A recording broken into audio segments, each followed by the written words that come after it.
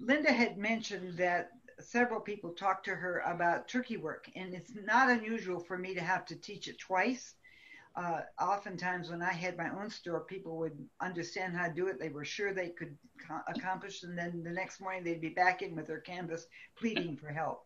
So I'm about to show you Turkeywork, and again, this can be used as a center of a circle. It could be a pom-pom. It could be, let's see, a beard. It could be fur on the coat. Some of you are still doing Christmas stuff. And it is a little bit tricky. Honestly, a lot of our stitches historically come to us from embroidery, particularly from crewel embroidery. And so we work top level and underneath as well. Well, Raya, or Turkeywork, actually comes to us from weaving, which is interesting. And you never see the weaver working underneath her loom. It's all everything on the top surface. So if you remember that, you'll know that everything you do with Turkeywork is on top surface. In the Raya world, Raya rug world, when the girl does that loop, she usually puts it on an apparatus that looks like a ruler. So when she pulls the thread over, I'll use my pen as an example, when she pulls the loop over, that loop is always the same size because the ruler is there to guide how long those loops have to be. And at the very end of a row, then she takes a sharp razor and just goes right down the middle. There's a little ditch in that ruler, and she cuts it, and boom, all the little loops are exactly the same.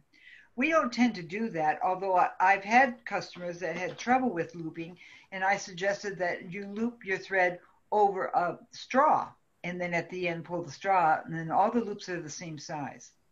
That's only critical if you do not plan to cut the loops.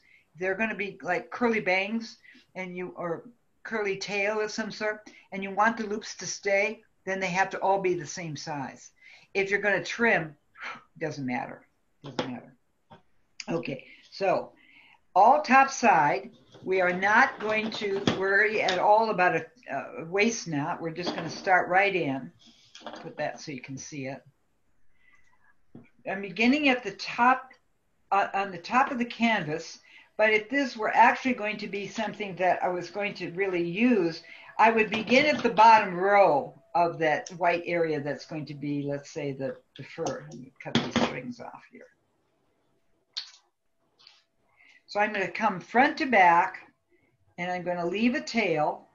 Let me get this out. So front to back, and then I'm going to slide to the left. I have to set this so you guys can see here.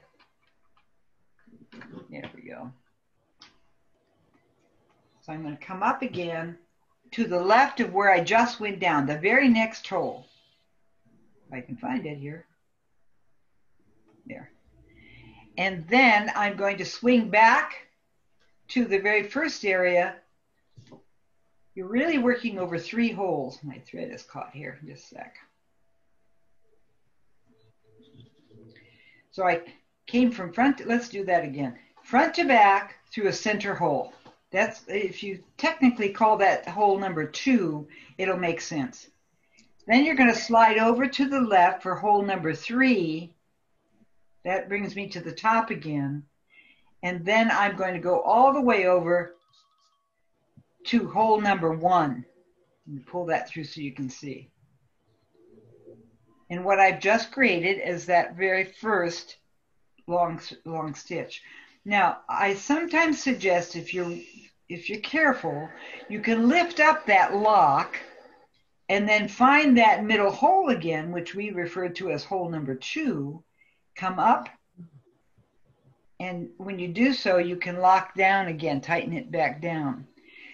Otherwise, it's really hard to find that hole. If you don't lift up, it's really difficult to find. I used to say, come up through the garbage, and it feels like that. And especially if you're working with a thread that splits, you don't want to ruin that lockdown. So lift it up. You saw me do that. Lift it up a little bit, find the hole, and then pull your needle to the top side again. Now I'm ready to do the second loop. I'm going to go to the next hole available. I'm going to leave my loop. And I'm going to go to the third hole, or the left again. It's left for a loop, left for a lock. I'm going to do my lock now. My lock is going to hold onto the first lock.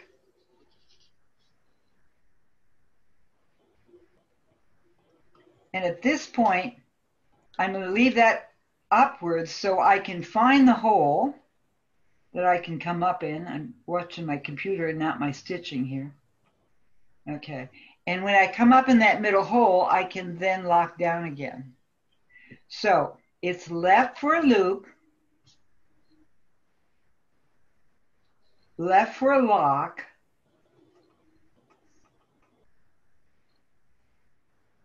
and then, as I said to you, up through the garbage. I did it without leaving the loop just so you could see how it would work.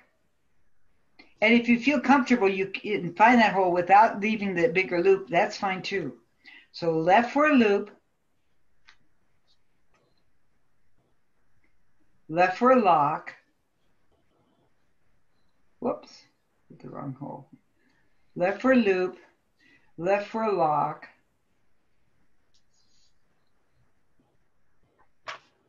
And then let's assume this is my last row. I'm just going to come up and split right in and pull my thread up. And I can just trim. Now, I never was looking underneath my canvas at all. The whole time was all top surface. Now, I suggested to you that if you were doing fur, that this would be the bottom row of white, let's say, on the Santa suit. The next row up, from there, you're moving upward. And the reason you do this first row down low, when you are stitching, is really hard to lift up this part. If you had turkey work up here, it'd be really hard to do the next rows. This is much easier because you can hold it down with your thumb. So again, if I were doing the next row, now this is another question that comes up to me often. Do I have to hit every row? It depends what kind of fur you want. If you want it really plush, then you probably have to do every row. But if it's okay, if it doesn't have to be as thick as a bunny's coat, then it's fine to skip the row and go to the next one. You don't want bald scalp in between, so this, so you can kind of see, whoops, my thread got caught. Well, you get the idea, I think, and then I have this wonderful graph that I will PDF Linda. Let's get this down so you can see it. This will give you some idea of how this works. Just remember, up through the garbage. I have one cute little story to share with you about up through the garbage. Years ago when I had my own store and I was teaching this at a night class, and the next morning, because I worked late, somebody else opened the store for me. And when I finally came in about an hour late, the clerk said to me, "By the way, we got our first phone call today." And what happened? She said, "Well, somebody called and said, what do you do when you come up, after you come up through the garbage?" Oh, that's the story. So she had never heard that before. So anyway, so up through the garbage means you're sneaking into this little loop, that lockdown. And if your thread is very delicate, you want to be sure to leave the loop so you're not abusing the thread. So there you can now do something fuzzy, which is great fun. Any questions on turkey work? June, I have one. It's Denise. Hi, Denise. Hi. When you trim this, it always looks like when you trim the loops, they're going to hang down rather than standing up. How short do you have to get them until they actually stand up? I think about maybe less than ½ an inch, and then they will. Okay. And remember, when you trim a piece of thread, the ends will blossom. This end that you see will actually get fuzzier.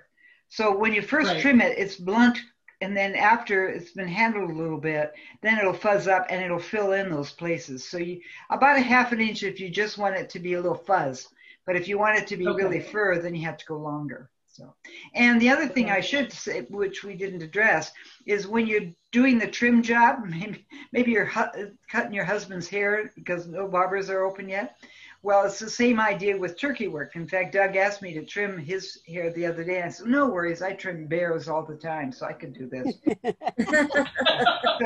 So when you're trimming, you kind of want to have a convex look to it. So the ends are going to be lower, and the middle is going to be higher. I have something I can demonstrate that with. Hold on just a sec. But the trimming is short on the ends and high in the middle. So let me get this here. Manicure scissors.